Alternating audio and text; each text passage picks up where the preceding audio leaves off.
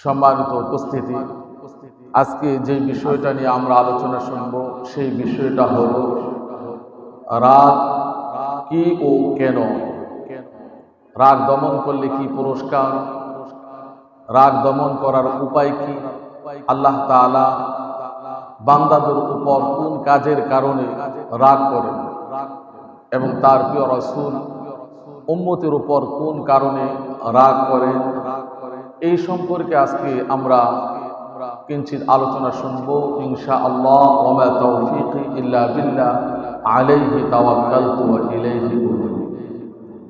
সম্মানিত উপস্থিতি, রাগ হলো মানুষের অবিচ্ছিন্ন একটি গুণ। এমন কোন মানুষ নেই যার রাগ নেই, তবে কারো রাগ একটু বেশি, আবার কারো রাগ একটু কম। কিন্তু সব মানুষের কম বেশি রাগ রয়েছে। কেউ অল্পতে রেগে যায়, আবার কেউ অল্পতে রাগে না। হাদিসের মধ্যে আল্লাহর নবী বলেছেন, আলা ওয়া হুয়া আলা ওয়া খায়রুহু বাতিউল গাদাবি সারিউল ফাইই। মানুষের মধ্যে উত্তম ব্যক্তি হলো ওই ব্যক্তি যার রাগ আসে দেরিতে, আর আসলেও তাড়াতাড়ি চলে যায়। আলা ওয়া শাররুহুম সারিউল গাদাব বাতিউল ফাই। আর মানুষের মধ্যে মন্দ ব্যক্তি হলো ওই ব্যক্তি যেই ব্যক্তির কথায় কথায় রাগ এসে যায়, আর আসলেও সহজে যায় না, অনেক দেরিতে যায়। ওই ব্যক্তি হচ্ছে মন্দ ব্যক্তি। অতিরিক্ত রাগ মানুষের জন্য জান মালের অনেক ক্ষতি রয়েছে। এই জন্য কোরআন ও হাদিসের মধ্যে রাগ দমনের ব্যাপারে আল্লাহ এবং তার রাসূল অনেক পুরস্কার ঘোষণা করেছেন।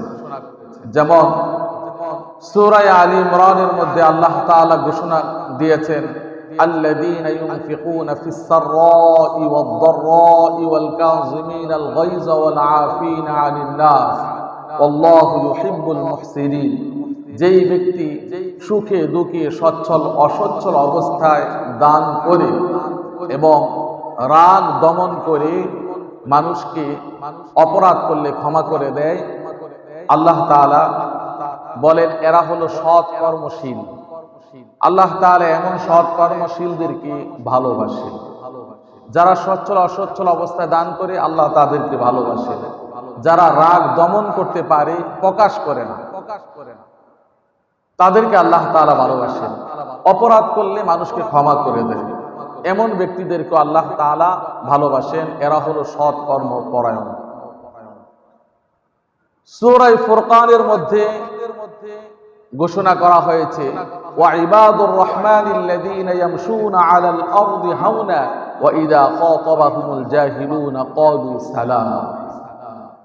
আল্লাহ তাআলার প্রিয় বান্দা হচ্ছে তারা যারা জমিনের মধ্যে নম্রতার সাথে চলাফেরা করে, অহংকার করে না, নম্রতা বজে চলাফেরা করে, অহংকার প্রদর্শন করে না। ক্ষমতার অহংকার, ধন সম্পদের অহংকার, সৌন্দর্যের অহংকার, বিভিন্ন বিষয়ের অহংকার প্রকাশ করে না। তারা হলো ইবাদুর রহমান, রহমানের প্রিয় বান্দা। এরা যখন কোনো জাহেল তাদের সাথে ঝগড়া করে তখন তারা রাগ করে না, রাগ করলেও তাদেরকে ক্ষমা করে দেয়। তারা বলে ক্বালু সালাম, ক্বালু সালামা, তোমাদের উপর শান্তি বর্ষিত হোক। রাগ করে না, বরং তাদের জন্য দোয়া করে শান্তি বর্ষণের জন্য কথা বলে। এরা হলো আল্লাহর প্রিয় বান্দা। আল্লাহ তাআলা এই বান্দাদেরকে নিজের দিকে নিসবত করেছেন, তারা হলো আল্লাহ তাআলার প্রিয় বান্দা।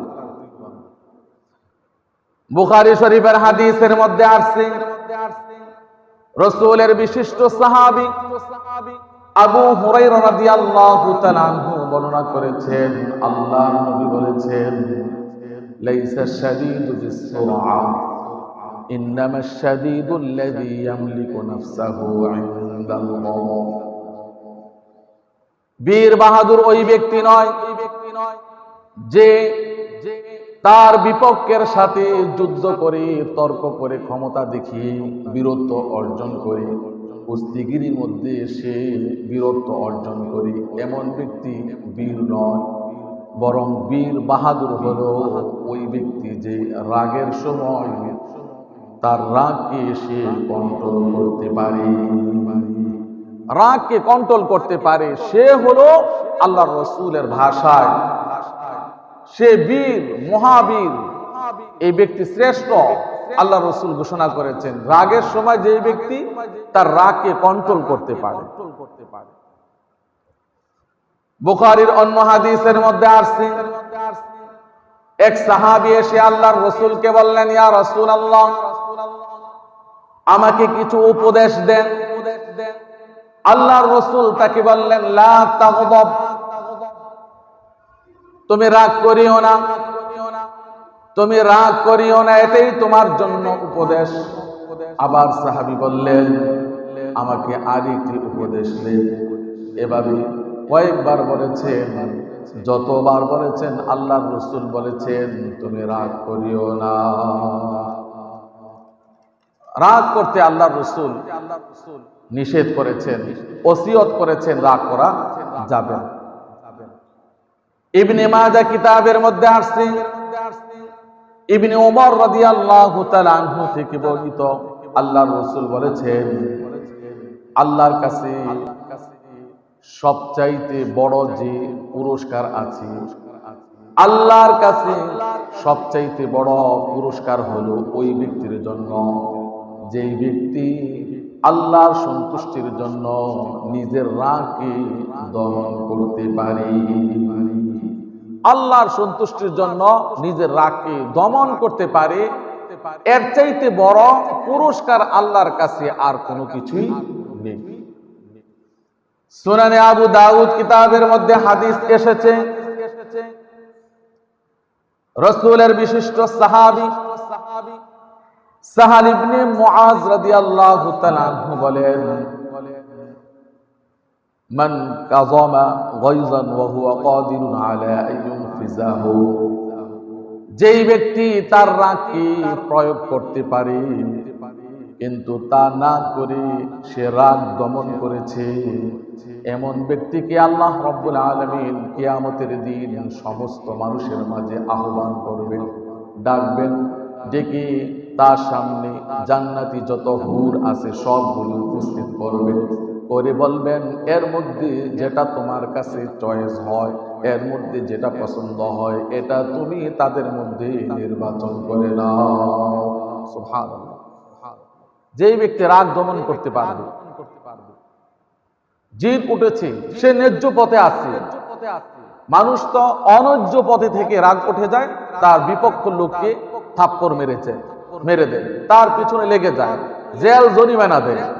কিন্তু ন্যায্য পথে আছে, কিছু করলে করতে পারে, কিন্তু তা না করে রাগ দমন করেছে একমাত্র আল্লাহর সন্তুষ্টির জন্য, তাহলে আল্লাহ তাআলা এর বিনিময়ে কিয়ামতের দিন সব মানুষের মাঝে তাকে আহ্বান করে বলবেন, এই হুরদের মধ্যে যেটা তোমার পছন্দ হয় এটাই তুমি পছন্দ করে নিয়ে যাও। সুবহানাল্লাহ। তাবারানী শরীফের হাদিসের মধ্যে আসছে, এক সাহাবী এসে আল্লাহর রাসূলকে বললেন, দুল্লুনি আলা আমালিন, আমাকে এমন একটা আমলের কথা বলে দেন যে আমল দিয়ে আমি জান্নাতে যেতে পারবো, যে আমলটা জান্নাতে আমার জন্য যাওয়ার সহজ করে দিবে জান্নাতের পথ, এমন একটা আমল বলে দেন। আল্লাহর রাসূল বললেন, লা তাগদাব, তুমি রাগ করিও না, ওয়ালাকাল জান্নাহ, আর এটাই তোমার জন্য জান্নাতে যাওয়ার পথ হয়ে যাবে। সুবহানাল্লাহ। তুমি রাগ করিও না, রাগ না করলে এটাই তোমার জন্য জান্নাতে যাওয়ার পথ হয়ে যাবে, তুমি এই পদ্ধতিতেই জান্নাতে সহজে যেতে পারবে। অন্য এক হাদিসের মধ্যে আসছে, আব্দুল্লাহ ইবনে আব্বাস রাদিয়াল্লাহু তাআলা আনহু বর্ণনা করেছেন, আল্লাহর রাসূল বলেছেন, মা কাযামা আবদুন লিল্লাহি ইল্লা মালাআহুল্লাহু জাওফাহু ঈমানা, যেই ব্যক্তি আল্লাহর সন্তুষ্টি অর্জনের জন্য, একমাত্র আল্লাহর সন্তুষ্টি অর্জনের জন্য রাগকে দমন করবে, নিয়ন্ত্রণ করবে, আল্লাহ তাআলা তার এই সিনাটাকে ঈমান দিয়ে ভরপুর করে দিবেন। সুবহানাল্লাহ। তার ঈমান আল্লাহ তাআলা বৃদ্ধি করে দিবেন, ঈমান বাড়িয়ে দিবেন, যদি রাগ আল্লাহ সন্তুষ্টি অর্জনের জন্য নিয়ন্ত্রণ করতে পারে। রাগ অবস্থায় বিচার করাও আল্লাহর রাসূল নিষেধ করেছেন। যখন মানুষের রাগ উঠবে তখন চুপ থাকতে হবে, এই অবস্থায় বিচার করতেও আল্লাহর রাসূল নিষেধ করেছেন। হাদিসের মধ্যে বলেছেন, লা ইয়াকদিয়ান্না হাকামুন বাইনা ইসনাইনি ওয়া হুয়া গাদবান। যখন কেউ রাগ অবস্থায় থাকে, সে যেন এই অবস্থায় দুই ব্যক্তির মাঝে বিচার ফায়সালা না করে। আবার এমন এক প্রকার রাগ আছে যেই রাগে ফেরেশতা অভিশাপ করে। রাগ করে বসলে ফেরেশতা অভিশাপ করতে থাকে মানুষের উপর। আবু হুরায়রা রাদিয়াল্লাহু তাআলা আনহু থেকে বর্ণিত, তিনি বলেন, আল্লাহর রাসূল বলেছেন, ইদা দাআর রাজুলু ইমরাআতাহু ইলা ফিরাশিহি, যখন কোন ব্যক্তি তার স্ত্রীকে তার বিছানায় ডাকে, যখন কোন পুরুষ তার স্ত্রীকে তার বিছানায় ডাকে কিন্তু সে যদি না আসে, রাগ করে, আর পুরুষ যদি এই অবস্থায় রাগরত অবস্থায় ঘুমিয়ে যায়, তাহলে সারা রাত সকাল পর্যন্ত ফেরেশতারা ওই মহিলার উপর, ওই স্ত্রীর উপর লানত বর্ষণ করতে থাকে।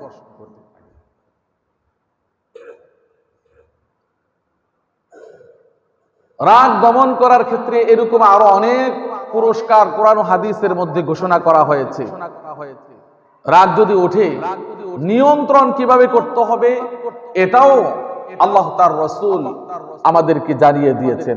রাগ নিয়ন্ত্রণ করার অনেক পদ্ধতি আছে, তার মধ্যে এক নম্বর পদ্ধতি হলো আল্লাহর কাছে আশ্রয় চাওয়া, আল্লাহর কাছে পানাহ চাওয়া। আল্লাহর কাছে আশ্রয় চাইতে হবে যদি রাগ কারো আসে। হাদিসের মধ্যে আছে, কুনতু জালিসান মা'আন নবী, সাহাবী বলেন, আমি একদিন আল্লাহর রাসূলের পাশে, আল্লাহর রাসূলের সাথে বসা। রাজুলানি ইয়াস্তাব্বানি, দুইজন লোক ঝগড়ায় লিপ্ত হয়ে গেল। ফা আহাদুহুমা ইহমাররা ওয়াজহুহু ওয়ান্তাফাকাত আওদাজুহু, তাদের মধ্যে একজন লোক রাগে তার চেহারা লাল হয়ে গেল, লাল হয়ে গেল, তার শিরাগুলি ফুলে গেল, খুব রাগান্বিত হলো। ফাকালান নবী সাল্লাল্লাহু আলাইহি ওয়াসাল্লাম, আল্লাহর রাসূল বললেন, ইন্নী লা আ'লামু কালিমাতান লাউ ক্বালা লাহা লা যাহাবা আনহু মা ইয়াজিদু, আমি এমন একটা কালিমা জানি, আমি এমন একটা দোয়া জানি, এমন একটা কালিমা জানি, যদি এই ব্যক্তি তা পড়তো তাহলে তার দেহ থেকে রাগ দূরে সরে যেত। সাহাবায়ে কেরাম জিজ্ঞাসা করলেন, ইয়া রাসূলুল্লাহ, সেটা কি? আল্লাহর রাসূল বললেন, তাআওয়ায বিল্লাহি মিনাশ শাইতানির রাজীম, তুমি পড়ো, তুমি আল্লাহর কাছে শয়তান থেকে আশ্রয় চাও, তুমি আল্লাহর কাছে শয়তান থেকে আশ্রয় চাও। রাগ যেহেতু শয়তানের পক্ষ থেকে আসে, আর শয়তানকে আমরা দেখতে পাই না, শয়তানকে কিভাবে মোকাবেলা করতে হবে সেটা জাগতিক কোন অস্ত্রের মাধ্যমে শয়তানের সাথে মোকাবেলা করা যাবে না। তার সাথে মোকাবেলা করতে হবে হাদিসের নির্দেশিত বিষয় দ্বারা, বলতে হবে আউযু বিল্লাহি মিনাশ শাইতানির রাজীম। শয়তানের সাথে মোকাবেলা করতে হলে এই দোয়া পড়তে হবে, এই দোয়া পড়ে শয়তানের চক্রান্ত থেকে আল্লাহর কাছে আশ্রয় চাইতে হবে। তাহলে রাগ দমন করার এক নম্বর পদ্ধতি হলো আউযু বিল্লাহি মিনাশ শাইতানির রাজীম বলে শয়তান থেকে আল্লাহর কাছে আশ্রয় চাইতে হবে। দুই নম্বর পদ্ধতি হলো, যে অবস্থায় রাগ ওঠে, যে অবস্থায় রাগ ওঠে অবস্থার পরিবর্তন করে দিতে হবে। সুনানে আবু দাউদের মধ্যে আসছে, রাসূলের বিশিষ্ট সাহাবী আবু যর গিফারী রাদিয়াল্লাহু তাআলা আনহু বলেন, আল্লাহর রাসূল বলেছেন, ইদা গাদিবা আহাদুকুম ওয়া হুয়া কাঈমুন ফালিয়াজলিস, যখন তোমাদের মধ্যে কারো রাগ ওঠে, দাঁড়ানো অবস্থায় রাগ ওঠে, সে যেন বসে যায়। ফাইন যাহাবা আনহুল গযব, আর যদি রাগ এই অবস্থায় না যায় তাহলে সে যেন সে বসা অবস্থায় থাকলে সে যেন দাঁড়িয়ে যায়, আর যদি তাও না যায় তাহলে সে যেন শুয়ে যায়, তাহলে তার রাগ অটোমেটিক তার থেকে চলে যাবে। সুবহানাল্লাহ। তাহলে অবস্থার পরিবর্তন করতে হবে। নিজে যদি না পারি, তাহলে আমার সামনে যদি কোনো ব্যক্তি রাগ করে, তাহলে আমরা দাঁড়ানো অবস্থা থাকলে তাকে যাতা দিয়ে তাকে বসিয়ে দিব, তাকে অবস্থার পরিবর্তন করে দিব, তাহলে রাগ চলে যাবে, রাগ চলে যাবে। 3 নম্বর পদ্ধতি হলো রাগের সময় চুপ থাকা, কথা বাড়াবাড়ি না করা। রাগ উঠে গেছে, চুপ করে থাকতে হবে, নিচের দিকে তাকিয়ে, আর ওই সওয়াবের কথা স্মরণ করে রাগ দমন করতে হবে, চুপ করে থাকতে হবে। আব্দুল্লাহ ইবনে আব্বাস রাদিয়াল্লাহু তাআলা আনহু থেকে বর্ণিত, আল্লাহর রাসূল বলেছেন, আল্লিমু ওয়া ইয়াসসিরু, তোমরা শিক্ষা দাও, সহজ করে, সহজ করে মানুষকে শিক্ষা দাও, সহজ করে মানুষকে শিক্ষা দাও। এভাবে 3 বার বলেছেন। আর বলেছেন ওয়াইদা গদিবতা ফাসকুত মাররাতাইন, আর বলেছেন যখন তুমি রাগান্বিত হবে, রাগ তোমার মধ্যে উঠবে, তখন তুমি চুপ হয়ে যাবে। 2 বার বলেছেন তুমি চুপ হয়ে যাবে, তুমি চুপ হয়ে যাবে, তাহলে তোমার রাগ তোমার দেহ থেকে চলে যাবে। 4 নম্বর পদ্ধতি হলো রাগ উঠলে ওযু করতে হবে। নামাজের মতো না করলেও হাত মুখ ধৌত করতে হবে। আর যদি নামাজের মতো ওযু করে তাহলে তো ভালো কথা, ওযু করতে হবে, ওযু করলে রাগ চলে যাবে। আল্লাহর রাসূল বলেছেন, ইন্নাল গদাবা মিনাশ শাইতান, রাগ শয়তানের পক্ষ থেকে আসে, ওয়া ইন্নাশ শাইতানা খুলিকা মিনান নার, আর শয়তানকে সৃষ্টি করা হয়েছে আগুন থেকে। ওয়া ইন্নামা তুতফাউন নারু বিল মা, আর আগুনকে নির্বাপিত করা হয় পানি দ্বারা। ফাইদা গদিবা আহাদুকুম ফালিয়াতাওয়াদ্দা, যদি তোমাদের মধ্যে কারো রাগ ওঠে তাহলে সে যেন সাথে সাথে ওযু করে নেয়, সাথে সাথে ওযু করে নেয়, তাহলে তার রাগ চলে যায়। আমার ভাইরা, যেসব ক্ষেত্রে রাগ করা, রাগ তো জায়েজ দেই করা, কিন্তু যেসব ক্ষেত্রে রাগ করা জায়েজ, বৈধ, মানুষ যেরকম ভাবে রাগ করে আল্লাহ তাআলারও রাগ আছে, আল্লাহ তাআলাও বান্দার উপর কিছু বিষয়ে রাগ করেন। আল্লাহ তাআলা 5টি কারণে বান্দার উপর রাগ করেন, 5টি কারণে বান্দার উপর রাগ করেন। এই 5টি কারণের কোন একটা কারণ যদি বান্দার মধ্যেও পাওয়া যায়, তাহলে বান্দার পক্ষে তার উপর রাগ করা জায়েজ আছে। আল্লাহ রাব্বুল আলামিন 5 কারণে বান্দার উপর রাগ করেন।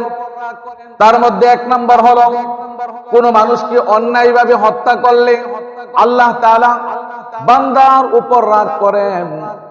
যেমন কোরআনুল কারীমের সূরা নিসার মধ্যে আসছে, ওয়া মাইয়াকুতুল মুমিনান মুতাআম্মিদান ফাজাযাউহু জাহান্নামু খালিদান ফিহা ওয়া গাদিবাল্লাহু আলাইহি ওয়া লা'নাহু ওয়া আ'আদ্দা লাহু আযাবান আযীমা। যেই ব্যক্তি ইচ্ছাকৃতভাবে অন্যায়ভাবে কোন মুমিন ব্যক্তিকে হত্যা করে, তার জাযা হলো, তার প্রতিদান হলো জাহান্নাম, সেখানে সে চিরস্থায়ী থাকবে। আল্লাহ তাআলা তার প্রতি রাগ করেন, তার উপর লানত করেন, তার জন্য বড় ধরনের শাস্তি সেখানে প্রস্তুত করে রাখে। অন্যায়ভাবে যদি কাউকে হত্যা করা হয়, তাহলে তার 1 নম্বর শাস্তি হলো সে জাহান্নামে যাবে। 2 নম্বর শাস্তি হলো জাহান্নামের মধ্যে ক্ষণিকের জন্য নয়, চিরকাল সেখানে থাকবে। 3 নম্বর শাস্তি হলো আল্লাহ তাআলা তার উপর চরম ভাবে রাগ করেন। 4 নম্বর শাস্তি হলো আল্লাহ তাআলা তার প্রতি লানত করেন। 5 নম্বর শাস্তি হলো আল্লাহ তাআলা তার জন্য বড় শাস্তি সেখানে প্রস্তুত করে রাখেন। অন্যায়ভাবে যারা মানুষকে হত্যা করে,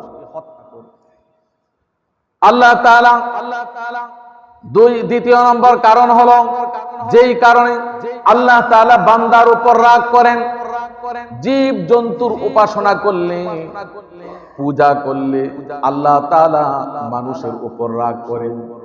যেমন কোরআনুল কারীমের সূরা আরাফের মধ্যে আসছে, ইন্নাল্লাযীনা ইত্তাখাযুল ইজলা সায়ানালুহুম গাদাবুম মির রাব্বিহিম ওয়া যিল্লাতুন ফিল হায়াতিদ দুনিয়া ওয়া কাযালিকা নাজজিল মুফতারিন। নিশ্চয়ই যারা গু বাছরকে উপাসনার বস্তু বানায় দুনিয়াতে তাদের প্রতিপালকের পক্ষ থেকে রয়েছে তাদের জন্য রাগ এবং জিল্লতি। দুনিয়ার মধ্যেই তারা আল্লাহ তাআলার রাগের পাত্র হয়ে যাবে, আর আল্লাহ তাআলা তাদেরকে জিল্লতির জীবন এই দুনিয়ার মধ্যেই দান করবেন। যারা আল্লাহকে ছেড়ে দিয়ে জীব জন্তু এর পূজা করবে, এগুলির উপাসনা করবে। 3 নম্বর বিষয় হলো যেই কারণে আল্লাহ তাআলা বান্দার উপর রাগ করেন, মা বাবাকে কষ্ট দিলে আল্লাহ তাআলা বান্দার উপর রাগ করেন। যেমন হাদিসের মধ্যে আসছে রিদার রাব্বি ফি রিদাল ওয়ালিদাইন, মা বাবা যদি সন্তুষ্ট থাকে আল্লাহ তাআলাও সন্তুষ্ট থাকেন তার উপর। ওয়া সাখাতুর রাব্বি ফি সাখাতিল ওয়ালিদাইন, মা বাবা যদি অসন্তুষ্ট থাকে আল্লাহ তাআলাও ওই ব্যক্তির উপর অসন্তুষ্ট থাকে।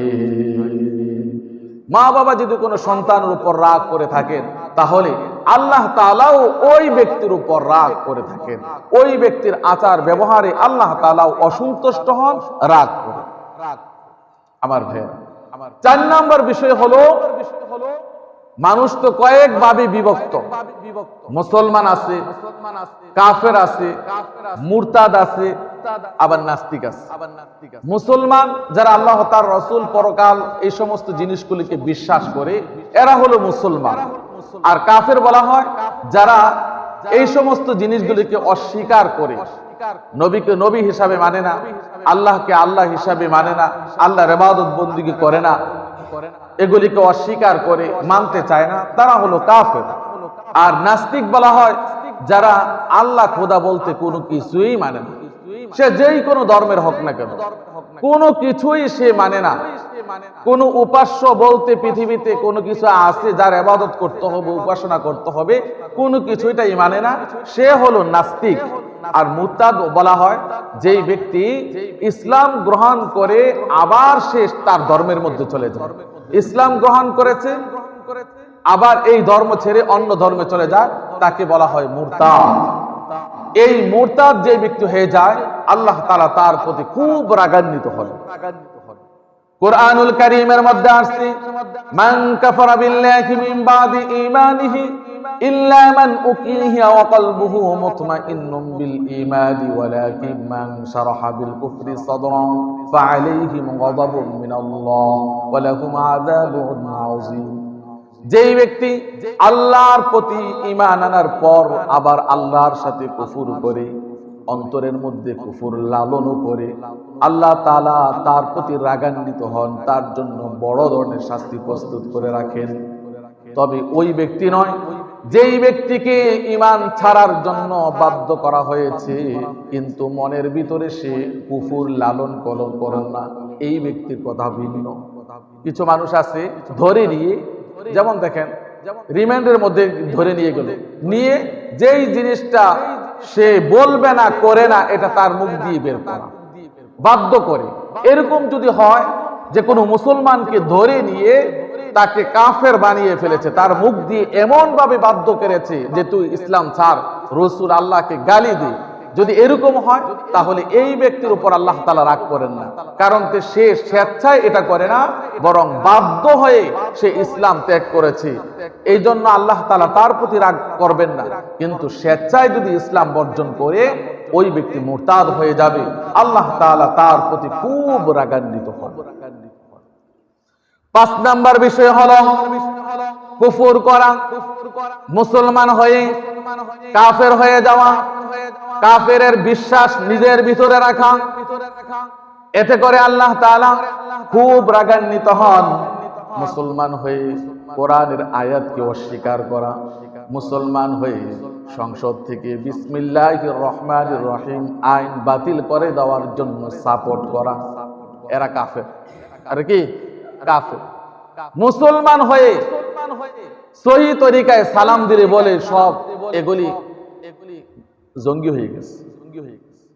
শোনেন না কিছু, আসসালামু আলাইকুম সুন্দরভাবে বলে করে, আমরা আগে বলতাম সালাম আলাইকুম, এখন বলে তারা আসসালামু আলাইকুম, জঙ্গি হয়ে গেছে।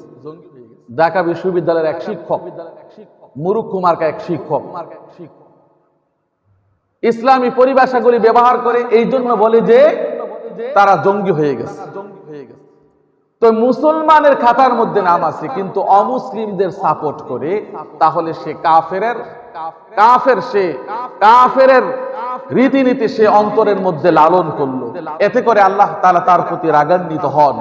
আর বনি ইসরায়েলরা রসুলদেরকে হত্যা করেছেন, যার কারণে আল্লাহ তাআলা তাদের প্রতি খুব রাগান্বিত হয়েছেন এবং শাস্তিও তাদেরকে দিয়েছেন। ওয়াদুরিবাত আলাইহিমুদ দিল্লাতু ওয়াল মাসকানা, আল্লাহ তাআলা তাদের উপর লাঞ্ছনা বঞ্চনা তাদের উপর আপতিত করে দিয়েছেন, তাদের উপর দারিদ্রতা চাপিয়ে দিয়েছেন। তারা আল্লাহর ক্রোধের পাত্র হয়েছে। এটা কেন? এটা এই জন্য যে তারা আল্লাহর আয়াতকে অস্বীকার করেছে, নবীদেরকে অন্যায়ভাবে হত্যা করেছে। এই জন্য তারা লাঞ্ছনা বঞ্চনার শিকার হয়েছে, দারিদ্রতার সম্মুখীন হয়েছে, আল্লাহর ক্রোধের পাত্র হয়েছে। এই 5 কারণে আল্লাহ তাআলা বান্দার উপর রাগান্বিত হন। এই 5 কারণ যদি কোনো মুসলমানের মধ্যেও পাওয়া যায়, তাহলে রাগ যদিও নাজায়েজ, কিন্তু এই 5 কারণে ওই ব্যক্তির উপর রাগ করা, গুসা করা, রাগান্বিত হওয়া এটা জায়েজ। আমরা যেরকম ভাবে রাগ করি, আমাদের যেরকম ভাবে রাগ ওঠে, ঠিক অনুরূপ ভাবে আল্লাহর রাসূলেরও রাগ উঠত। আল্লাহর রাসূল 7 কারণে উম্মতের উপর রাগ করেছেন। এই 7 কারণের কোনো একটা যদি মানুষের মধ্যে পাওয়া যায়, তাহলে তার উপর রাগ করাও জায়েজ আছে। 1 নাম্বার হলো ঘরের মধ্যে প্রাণীর ছবি লটকিয়ে রাখা। ঘরের মধ্যে ছবি, জানদার বস্তু যেগুলির জান আছে এমন জিনিসের ছবি অঙ্কন করে সৌন্দর্যের জন্য ঘরের মধ্যে, বরকতের জন্য ঘরের মধ্যে লটকিয়ে রাখা, এটা জায়েজ নয়, এটা হারাম। ইসলামের দৃষ্টিতে জানদার বস্তুর ছবি অঙ্কন করা এবং সেগুলিকে ঘরের মধ্যে লটকিয়ে রাখা জায়েজ নেই, হারাম। এই জন্য আল্লাহর রাসূল একবার ঘরের মধ্যে প্রবেশ করেছেন। প্রবেশ করে দেখেন ঘরের একটা পর্দার মধ্যে একটা ছবি, একটা জানদার বস্তুর ছবি অঙ্কন দেখা যাচ্ছে। আল্লাহর রাসূল খুব রাগান্বিত হয়েছেন। আয়েশা রাদিয়াল্লাহু তাআলা আনহা বলেন যে আল্লাহর রাসূল ঘরের মধ্যে প্রবেশ করে যখন এই দৃশ্যটা দেখেছেন, আমরা তো লক্ষ্য করি না, কিন্তু আল্লাহর রাসূল যখন লক্ষ্য করে দেখলেন একটা প্রাণীর ছবি দেখা যাচ্ছে পর্দার কাপড়ের মধ্যে, তখন আল্লাহর রাসূল খুব রাগান্বিত হয়েছেন, চেহারার রং পরিবর্তন হয়ে গিয়েছে। সেখান থেকে সেটা নামিয়ে তিনি ছিঁড়ে ফেলেছেন।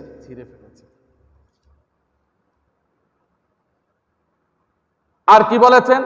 মান আশাদ্দিন নাস আযাবান ইয়াউমাল কিয়ামা আল্লাযীনা ইউসাওয়িরুনা হাযা সুওয়ার, কিয়ামতের দিন মানুষের মধ্যে সবচাইতে বেশি শাস্তি প্রদান করা হয় ওই সমস্ত লোকদেরকে যারা প্রাণীর ছবি অঙ্কন করে বরকতের জন্য ঘরের মধ্যে লটকিয়ে রাখে, সৌন্দর্যের জন্য ঘরের মধ্যে লটকিয়ে রাখে, এদেরকে সবচাইতে বেশি শাস্তি প্রদান করা হয়। এগুলো তো এখন মুসলমানের ঘরের মধ্যে আছে না? নিজের ছবি, নিজের স্ত্রীর ছবি, সন্তানের ছবি ঘরের মধ্যে লটকিয়ে, নাজায়েজ, হারাম। এই সমস্ত ছবি, জানদার বস্তুর ছবি, সেটা প্রাণী হোক, ঘরের মধ্যে রাখলে রহমতের ফেরেশতা চলে যায়। কারণ জানদার বস্তুর ছবি অঙ্কন করা, সেটা লটকিয়ে রাখা, এর রূহ আপনি দিতে পারবেন না। কিয়ামতের দিন বলা হবে এর মধ্যে রূহ দাও, পারবে নাকি? এই জন্য এগুলো জায়েজ নেই। আপনি তো গাছ গাছালির ছবি রাখেন তাহলে কোনো অসুবিধা নেই, এটা জান নাই। যেগুলি জান আছে এই সমস্ত জিনিসের ছবি অঙ্কন করে ঘরের মধ্যে লটকিয়ে রাখা, এটা জায়েজ নেই। 2 নম্বর কারণ হলো যেই কারণে আল্লাহর রাসূল উম্মতের প্রতি রাগান্বিত হন, নামাজে অসুস্থ এবং বৃদ্ধ লোকের বিবেচনা না করা। নামাজের মধ্যে অসুস্থ এবং বৃদ্ধ লোকের বিবেচনা না করা, নামাজের মধ্যে অসুস্থ এবং বৃদ্ধ লোকের বিবেচনা না করে নামাজকে লম্বা করা, এর কারণে আল্লাহর রাসূল রাগান্বিত হয়েছেন। আবু মাসউদ রাদিয়াল্লাহু তাআলা আনহু থেকে বর্ণিত, আল্লাহর রাসূল বলেন, এক ব্যক্তি আল্লাহর রাসূলের কাছে এসে বলল, ইয়া রাসূলুল্লাহ, আমি তো ফজরের নামাজে ইচ্ছা করে বিলম্ব করে আসি, দেরিতে আসি। তার কারণ হলো ইমাম সাহেব নামাজ অনেক দীর্ঘ করে, আর আমি অসুস্থ মানুষ। ইমাম সাহেব অনেক দীর্ঘ করার কারণে আমি ফজরের নামাজের মধ্যে ইচ্ছা করে দেরিতে আসি। বর্ণনাকারী সাহাবী বলেন, এই কথা শোনার পর আল্লাহর রাসূলের চেহারাটার মধ্যে এমন রাগ প্রকাশিত হলো, তিনি বলেন, ওই দিনের রাগের চাইতে আর কোনোদিন এত বেশি রাগ করতে আমি দেখি না। সঙ্গে সঙ্গে আল্লাহর রাসূল সাহাবায়ে কেরামকে ডেকে বললেন, ইয়া আইয়ুহান নাস, হে লোকেরা, হে আমার সাহাবীরা, তোমরা শোনো। সাহাবীদেরকে সম্বোধন করেছেন মানে কিয়ামত পর্যন্ত সকল মানুষকে সম্বোধন করেছেন। ইন্না মিনকুম মুনাফফিরিনা, তোমাদের মধ্যে কেউ আছে ঘৃণা সৃষ্টিকারী, সে ঘৃণার পাত্র হয়ে যায়, মানুষের ঘৃণার পাত্র হয়ে যায়। ফাআইয়ুকুম মা সাল্লা বিন নাস ফালিয়াতাজাওয়াজ, তোমাদের মধ্যে যেই ব্যক্তি ইমামতি করবে সে যেন অসুস্থ এবং বৃদ্ধ লোকের বিবেচনা করে নামাজকে সংক্ষেপ করে। কারণ এই জামাতের মধ্যে সুস্থ লোক যেমন আছে, অসুস্থ লোক আছে, আবার বৃদ্ধ লোক আছে, আবার খেটে খাওয়া লোকও এই জামাতের মধ্যে দাঁড়িয়ে যায়। এই জন্য নামাজ যাতে দীর্ঘ না করা হয়, এমনি তো ফজরের নামাজ আর এশার নামাজ একটু বড় সূরা দিয়ে পড়ার জন্য বলা হয়েছে। যদি নামাজের মধ্যে দেখা যায়, জামাতের মধ্যে দেখা যায় অনেক অসুস্থ মানুষ আছে, বৃদ্ধ মানুষ আছে, কাজের লোক আছে, তাহলে নামাজটা একটু ছোট করে, কেরাত ছোট করে দিতে হবে। তাদের বিবেচনা করে কেরাতকে ছোট করে দিতে হবে, কারণ এখানে অসুস্থ লোকদের কষ্ট হবে, বৃদ্ধ লোকদের কষ্ট হবে, খেটে খাওয়া মানুষ নামাজ কাজে অংশগ্রহণ করতে কষ্ট হবে। এই জন্য একটু ছোট করে দিতে হবে, কেরাতগুলি ছোট করে নামাজটা তাড়াতাড়ি শেষ করতে হবে। 3 নম্বর কারণ হলো, যেই কারণে আল্লাহর রাসূল উম্মতের প্রতি রাগ করেন, 3 নম্বর কারণ হলো মসজিদকে অপরিষ্কার বানানো। মসজিদকে অপরিষ্কার বানানো, এই কারণে আল্লাহর রাসূল উম্মতের প্রতি খুব রাগান্বিত হন। একবার আল্লাহর রাসূল মসজিদের মধ্যে প্রবেশ করেছেন, নামাজের মধ্যে দাঁড়িয়েছেন। এমন সময় দেখেন নামাজের সামনের দেয়ালের মধ্যে নাকের শ্লেষা দেখা যাচ্ছে। আল্লাহর রাসূল নামাজ শেষ করে নিজেই তা পরিষ্কার করে ফেললেন, আর বললেন, তোমাদের মধ্যে যেই ব্যক্তি যতক্ষণ নামাজের মধ্যে থাকে ততক্ষণ সে আল্লাহর সামনে উপস্থিত আছে। সুতরাং তোমরা যাতে নামাজের মধ্যে থাকা অবস্থায় অথবা নামাজের বাইরে তোমরা যাতে মসজিদকে অপরিষ্কার না করো। এই দৃশ্য দেখে আল্লাহর রাসূল খুব রাগান্বিত হয়েছেন, খুব রাগ করেছেন, মসজিদকে অপরিষ্কার বানিয়ে ফেলেছে। 4 নম্বর কারণ হলো অহেতুক অতিরিক্ত প্রশ্ন করা। কিছু মানুষ আছে বুঝে না, এই জন্য অতিরিক্ত প্রশ্ন করে বুঝার জন্য। আবার কিছু মানুষ আছে একেবারে অহেতুক প্রশ্ন করা, কোনো দরকার নেই, সব বুঝে ফেলছে, তারপরেও অহেতুক প্রশ্ন করে। এই কারণে অহেতুক প্রশ্ন যারা করে তাদের প্রতি আল্লাহর রাসূল খুব রাগান্বিত হয়েছেন। যখন কিছু মানুষ এসে আল্লাহর রাসূলকে অহেতুক প্রশ্ন শুরু করলো, তখন আল্লাহর রাসূল ক্ষিপ্ত হয়ে রাগান্বিত হয়ে বললেন, তোমাদের যত প্রশ্ন আছে আমাকে করতে দাও। এক ব্যক্তি দাঁড়িয়ে বলল, মান আবি, ইয়া রাসূলুল্লাহ বলেন তো আমার বাবার নাম কি? এটা কোনো প্রশ্ন? কি বলেন, এটা প্রশ্ন? এটা আমার বাবার নাম কি? আল্লাহ রাসূল বললেন, তোমার বাবার নাম হলো হুযাফা। আরেক ব্যক্তি দাঁড়িয়ে বলল, ইয়া রাসূলুল্লাহ আমার বাবার নাম কি? আল্লাহ রাসূল বললেন, তোমার বাবার নাম হলো সালেম, সাইবার আযাবকৃত গোলাম সালেম। এই দৃশ্যটা ওমর রাদিয়াল্লাহু তাআলা আনহু দেখেছেন।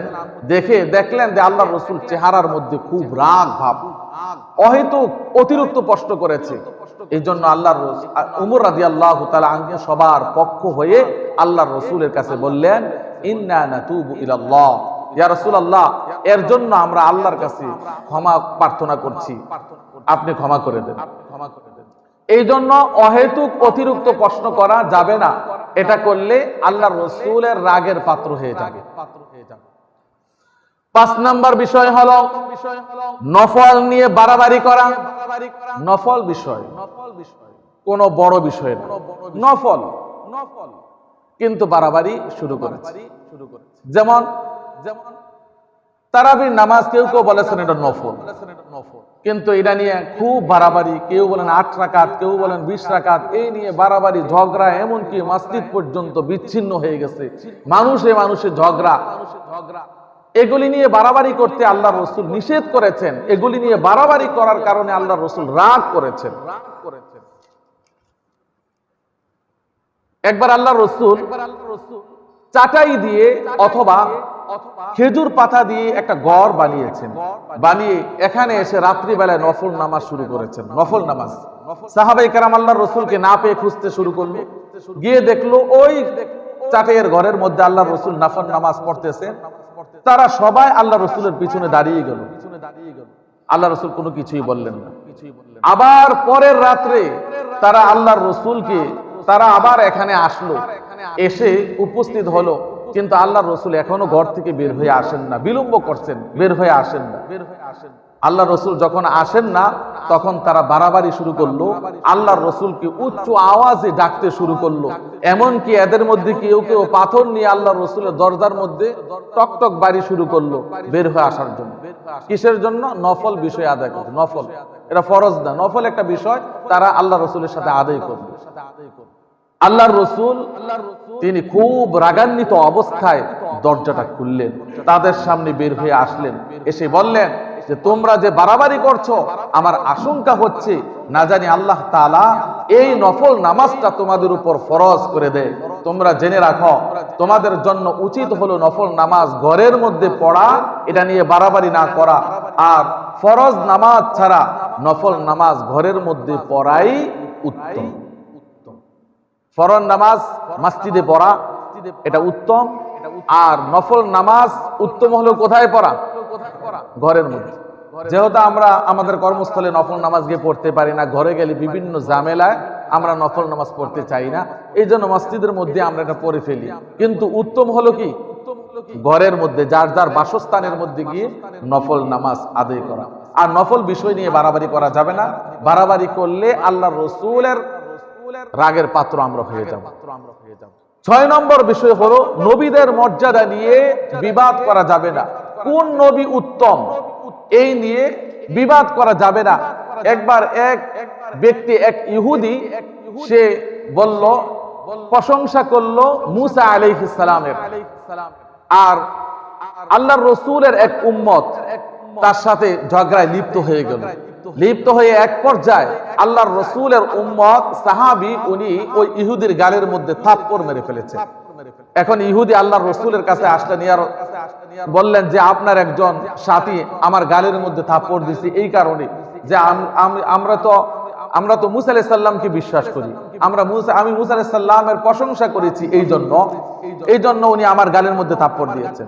আল্লাহর রাসূল বললেন, লা তুফাদ্দিলু বাইনা আম্বিয়া ইল্লাহ, তোমরা নবীদের মাঝে মর্যাদা দিয়ে পার্থক্য করিও না।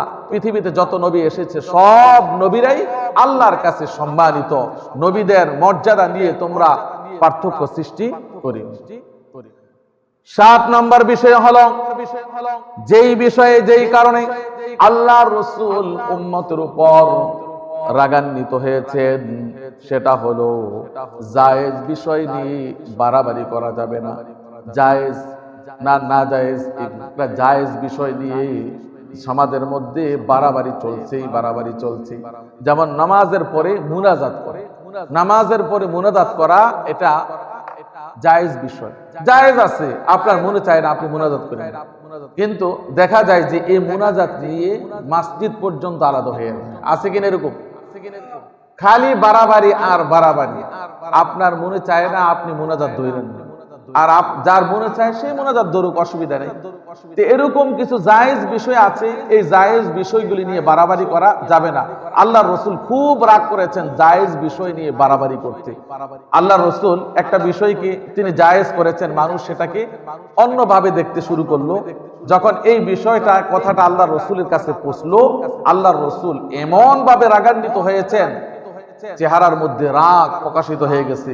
তিনি বললেন যে তোমরা এমন বিষয় নিয়ে রাগান্বিত হয়েছ, তোমরা বাড়াবাড়ি শুরু করেছ যেই বিষয়টা আল্লাহ তাআলাই আমাদের জন্য জায়েজ করে দিয়েছেন, শুনে রাখো, আল্লাহর কসম করে বলি যে তোমাদের চাইতে আমি আল্লাহকে অধিক জানি, তোমাদের চাইতে আমি আল্লাহকে অধিক ভয় করি। অতএব জায়েজ বিষয় নিয়ে তোমরা বাড়াবাড়ি ছড়াছড়ি করিও। এই জন্য এই বিষয়গুলি আমাদের জানতে হবে এবং এই বিষয়গুলির উপর আমাদের আমল করতে হবে। আল্লাহ তাআলা যাতে আমাদের সবাইকে এই বিষয়গুলি বুঝার, অনুধাবন করার তৌফিক দান করেন।